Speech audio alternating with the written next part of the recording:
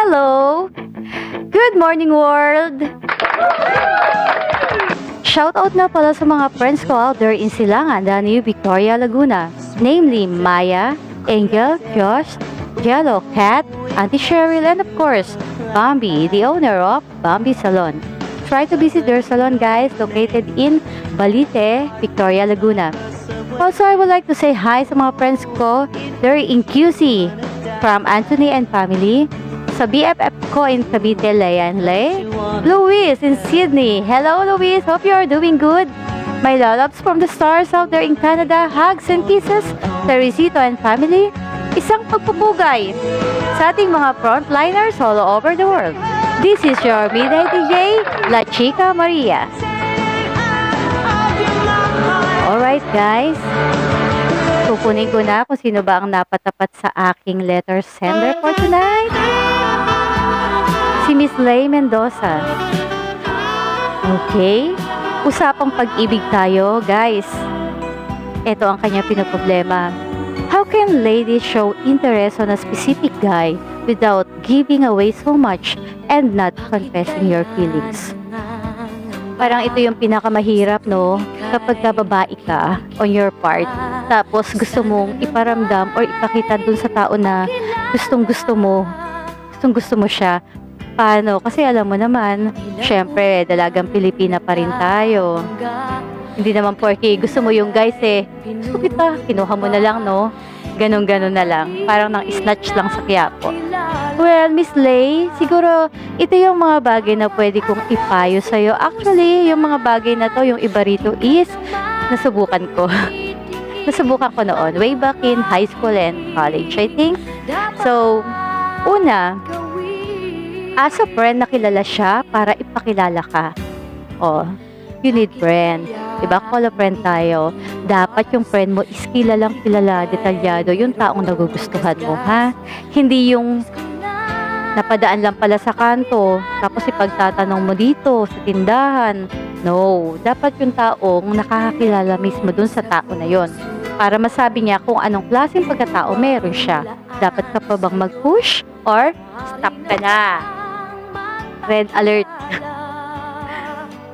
Pangalawa, galawang batang 90s. Alamin mo yung cellphone number, tapos pa-mystery effect ka. Alam mo ngayon, uso na kasi ngayon is cellphone, no? Kasi before kami, love letter lang. Alam mo yung stationery? Yan lang. Kapag may gusto kami, may crush kami sa school, baba lang, sulat-sulat, drawing, amoy-amoy, dapat mabango yung bibili mo stationery, may flower, iba-ibang design, yan lang. Siguro pag nakaka-20 ka na, pwede ka na lumabas, pakilala ka. O, di ba, napaka-gastos, girl. So, ngayon, cellphone lang. Isang text lang yan. Pa-mystery effect. Malay mo, makuha mo siya sa ganun. Minsan may mga lalaking gusto yung ganyan. Parang nandun yung thrill na tinatawag. Okay? I hope mag-workout. Kung hindi man mag-workout, bibigyan pa kita ng another one. I-add mo sa Facebook kasi easy ways ang social media to get in touch. Yung tipong ask mo, kumain ka na? Nagpahinga ka na? Naligo ka na? Ay, wag yun. Joke lang yun. Anyway, Facebook, girl. Bakit? Lahat yata ngayon may Facebook, kahit yung mga bata, no, may Facebook. So, mas madali para sa'yo, i-compose lahat ng gusto mong sabihin. Pero mapapaya ko, hinay-hinay. Huwag mong kalimutan, babae ka. Okay? Hindi naman yung basta na lang nagustuhan mo dahil Facebook, kakagawa ka ng dami account, tapos okay na. Kasi feeling mo, hindi ka makikilala. Eh, paano ka pa magpapakita, di ba? Kung hanggang ano pala, secret lang pala dahil sa dami account ang gagamitin mo. Huwag ganun. Dapat may limitation pa rin. Ayaw din kasi minsan ng ibang lalaki na masyado kang show off or masyado kang makulit. Alam mo yun? Minsan sa akin kasi may mga ganyan. Kumain ka na, nagpahinga ka na. Ano ko, 3 years old? Siyempre naman, di ba? Girl, gutumin ko ba naman sarili ko? Di ba nakikita tong katawan ko? Di ba? Pero ito yung mga bagay na dapat mong tandaan bago ka gumawa ng ganyang hakbang para hindi naman masayang yung effort, yung feelings. Huwag masyadong mag-invest ng sobrang daming feelings sa tao na hindi mo pa naman talaga nakikilala o hindi ka pa nakikilala. Mga bagay na dapat mong tandaan. alamin mo yung status ng lalaki. Ano ibig sabihin? Tingnan, kailangan alam mo siya, single ka ba, married ka ba, or taken ka ba? Naku girl, wag kang papayag na pumasok sa isang relasyon kung siya'y magre-reciprocate sa'yo, tapos taken na pala siya, or magiging number 2 ka. No. Hindi pwede yung ganon. Pangalawa, mag-set ka ng time frame. Ito yung sinasabi ko, time is gold. Wag naman yung isang taong ka nang nagpapapansin, wala pa rin, wala pang balik sa'yo. Alam, mararamdaman mo naman yun kung nagkaka-interest sa'yo yung guy. Kung libre siya, ha? Kapag ka may isang taon na naman, girl, ang tagal na noon, tama na, diba? Give a break. Lipat naman sa iba, marami pa dyan. Gusto. Yung pangatlo, portray ng konti yung pagiging dalagang Pilipina. Wag naman na nakasama mo sa inuman dahil type mo, tapos gusto ka rin, bibigay ka na. Eto, problema ngayon, sa panahon ngayon. Alam mo, maraming napapasubo. Alam mo, yung pagiging sobrang mapagbigay, lalo sa inuman. Masama yun, kasi maraming nabubuntis doon, girl. Alam mo ba yun? Oh, diba?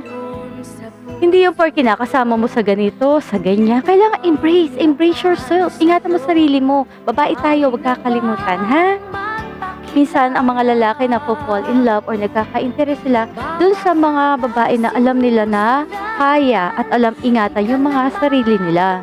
Sino ba naman magkakagusto ko yung babae naman alam mo naman na kahit sino na lang na makaharbat isama? No. Siyempre may mga lalaki na meron pa rin pamantayan na sinusunod. Alam mo yun. Hindi pa rin sila nauubos. Sila yung hanapin mo. And, pangkuli, kung medyo after ng pagpapapansin mo, lumelevel ka na, girl, yung feeling mo ay MU na kayo. Alam mo yun, yung tipo na nakilala ka na, nakakasama mo, lumalabas-labas kayo, or nakakawakan ng kamay mo, holding hands, yung ganun ba, pa-sweet, nakaka-kiss, huwag masyado. Alamin mo kung anong level ka na, ano yung label na tinatawag. Label, hindi level, ha? Level up ka na, kaya kailangan mo na ng label. Ibig sabihin, mag-ano na ba kayo? Mag-boyfriend, girlfriend na ba kayo? Baka naman mag-boyfriend, girlfriend kayo pagka nagkikita lang kayo. O, alamin mo kung nasaan ka. Dapat itama mo una pa lang. Okay? Ang tawag yan, value yourself as a woman. Para hindi ka mapasama. Maiwasang gamitin ka sa huli. So, sa ngayon, yan lang yung masasabi ko sa'yo. Sana nakatulong. And, sa iba pang may mga katanungan, gustong mag-share, mga problema, bigyan natin ang kasagutan yan sa abot ng aking makakaya. Kung kayo'y nag-enjoy sa segment na to, please hit like and subscribe button.